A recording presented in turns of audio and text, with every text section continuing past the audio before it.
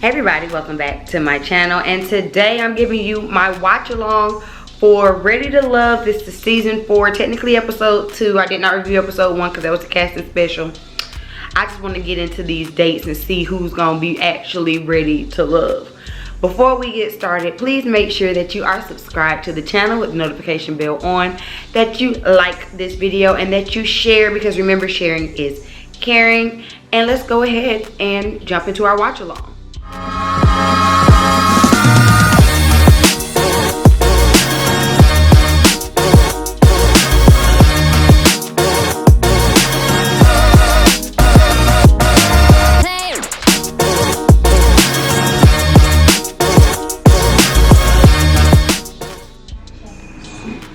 So y'all know how this goes. We always start the season off with a mixer, and everyone's coming in, everyone's dressed nice, looking nice.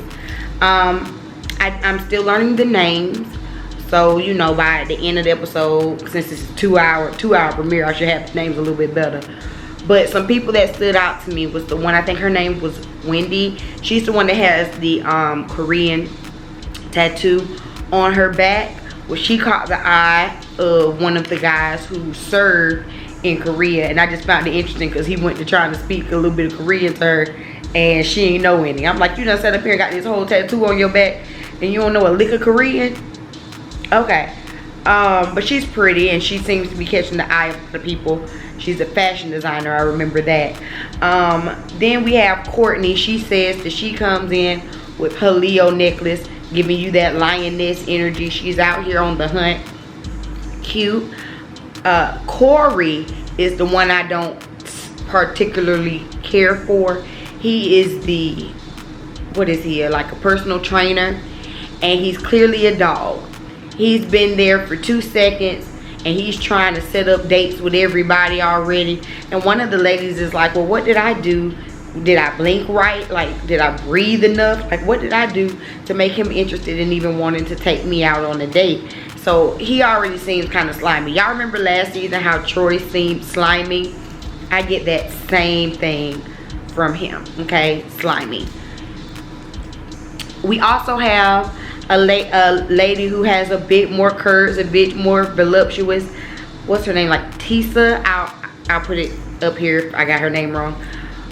But she's definitely catching the eye of a few of the guys, which I'm happy about. I'm happy that they are showing some love to a big, well, I don't even want to say she's like bigger, but you know what I'm saying? She's not like a tiny woman, an average size woman, especially after they did Trust Her So Dirty last season. So far, we're trying to fill everybody out and build those connections. Camille and Cornelius are hitting it off. They look cute together. I'm not mad at it. They got Lamont in here. Lamont look like an old country preacher, don't he? Okay, they say he do cybersecurity. Okay. So Walter is a 46-year-old entrepreneur. He is the man who is a widower. He dated his wife up until medical school, up until she finished medical school. Then she passed a year and a half later from a surgery to get a cyst removed from her ovaries, which is just super sad. But he said this happened when he was 28 years old. So he's, you know, dated since then. He's been close to remarrying. Nothing just has ever worked out. He had to do some self-work, and he seems like a genuine guy, and a lot of the girls seem to be kind of feeling him a little bit. So I think Walter will probably be here for the long haul. Lamont and Aisha are having a little sidebar. Aisha is the blonde-haired hairstylist. Lamont, I told you, is Mr. Country Pimp. Sorry, country preacher. And they're talking, and they seem to be hitting it off pretty good. But then he goes into his spoken word, kicking some bars, and that kind of turns her off. And I don't blame her. Sabrina, which is the fashion designer, that's her name from earlier, the one I was talking about with the Korean tattoo. Sabrina's sitting over there, she's talking, and here comes Corey doing what Corey does, which to me seems like being a dog. And he kind of tries to take her to the side, saying that he wants to talk to her for a minute. I don't see it for him. What do y'all think? So Sabrina and Walter had a really nice, gentle, sweet heart-to-heart moment. Sabrina is the caretaker for her parents. Her father has dementia. Her mother's almost 80, trying to take care of him. She's taking care of both of them and her 8-year-old son. And Walter confided in her that he took care of his mom for the last 3 years of her life. And she ended up kind of shedding some tears. She really let her guard down. It was a very vulnerable moment. And Walter said that in that moment, he didn't just like her because she's pretty. He was like, I like her as a person. So look at there, getting little connections already early. We see a little interaction between Frank, Libba, and the hairstylist, whatever her name was, Aisha or whatever her name is. They're talking about tattoos. He's talking about how their bodies are blank canvases. Honestly, I don't find him attractive at all. Something about him, I don't know. Something about him. I don't see it. Y'all tell me what you think.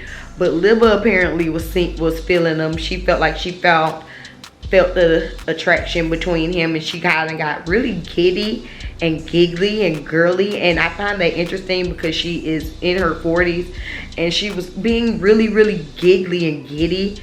And for him, it was more like yellow flags, not quite red flags. He wasn't really feeling her like that. But I ain't really feeling him like that. So Cornelius and Courtney had a moment. And something about Cornelius that we're really getting to see is that he's like that southern gentleman.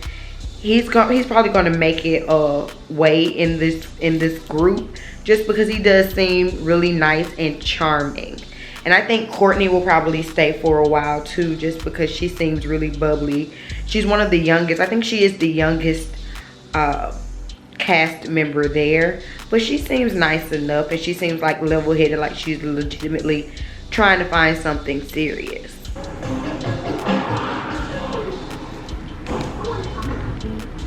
So Corey gets busted out. He's sitting out. It's starting to get dark. Voting should be coming soon.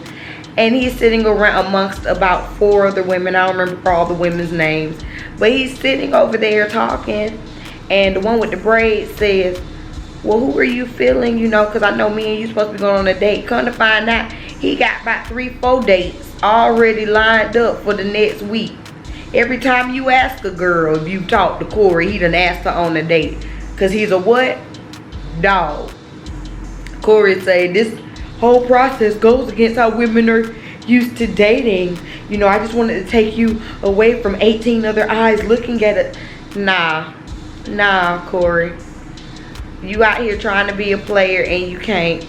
I hope that they vote his butt right on off because he is not here for any good reasons. He's not ready to love. He is clearly a dog. And all the women see it. Alright, so it is time to vote. Tommy goes around and asks the men who they're feeling and not feeling, and the women who they are feeling and who they're not feeling. Remember, 2 people are going to be eliminated tonight. As far as the guys, Walter is definitely a front runner for the women. And Corey is definitely, people aren't really feeling him.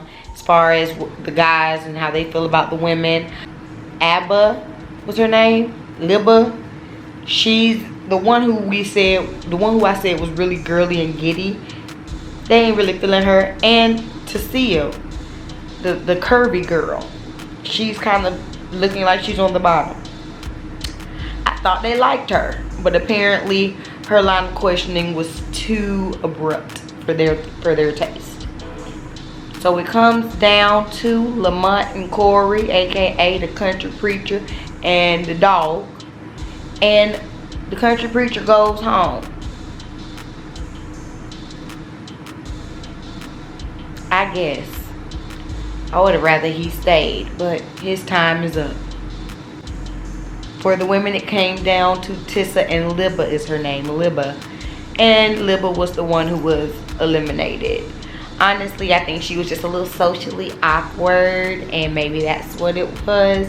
But she says she's okay because her forever was not in this group of men, and it's going to be all in God's timing.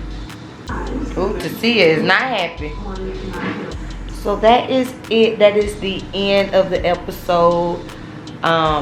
This is definitely going to be a dramaful season. We can kind of see that already, and I will be here to give y'all my play-by-play thoughts on it and which couples I'm seeing are going to make it. It's a little too early to tell, just a little bit. Yeah, so Walter and the fashion designer definitely seem like they've been hitting it off really well.